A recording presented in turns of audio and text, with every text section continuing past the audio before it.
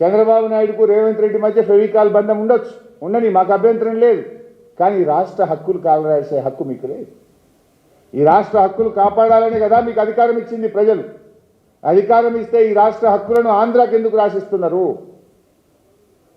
Revanth Reddy రాసిస్తాడు, BJP ప్రభుత్వం కళ్ళు మూసుకొని చూస్తూ ఉంటుంది.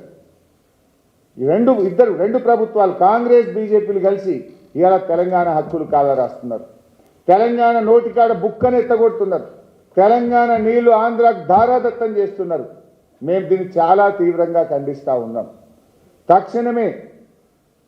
తక్షణమే దీని మీద స్పందించాలని, ఆంధ్రప్రదేశ్ నీటి మళ్లింపును నిలిపివేయాలని, క్యారీ ఫార్వర్డ్ కింద తెలంగాణ నీళ్లను సాగర్ శ్రీశైలంలో ఆపి పెట్టాలని చెప్పి మేము ఇటు బీజేపీని కేఆర్ఎంబీని డిమాండ్ చేస్తూ ఉన్నాం.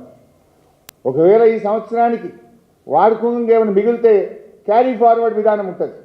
సాగర్లో శ్రీశైలంలో ఆపి పెట్టుకుంటే వచ్చే వానకాలం పంటలకు నారుమల్లకు ముందుగానే నీళ్ళు ఇచ్చుకునే అవకాశం ఉంటుంది. దురదృష్టవశాత్తు వచ్చే సంవత్సరం కరువు వచ్చినా మన నీళ్లు మనకు అక్కడ ఉంటే మంచినీళ్లకు హైదరాబాద్కు దక్షిణ తెలంగాణకు ఇబ్బంది లేకుండా ఉంటుంది. మీరు ఎట్లా వదిలిపెడుతున్నారు?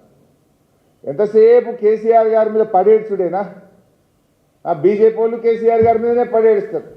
కాంగ్రెస్ వాళ్ళు పొద్దుగాలేస్తే కేసీఆర్ గారి మీద పడేయడము, కేసీఆర్ గారు జపం చేయడమే. రేవంత్ రెడ్డికి చిట్చాట్లు పెట్టుడు, ప్రభుత్వ పైసలతో ఎన్నికల ప్రచారాలు చేసుడు, కేసీఆర్ గారి మీద పడియడమేనా?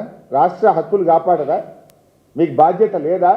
మీరు కుర్చీలో కూర్చున్నది మన రాష్ట్ర హక్కులను ఆంధ్రాకు దారాదత్తం చేయడానిక, మన హక్కులు కాలరాయడానిక? నీకు ఆ హక్కు లేదు. మీరు అట్లా చేస్తుంటే, రాష్ట్ర ప్రయోజనాలు దెబ్బతింటే బీఆర్ఎస్ పార్టీ చూస్తూ ఊరుకోదు.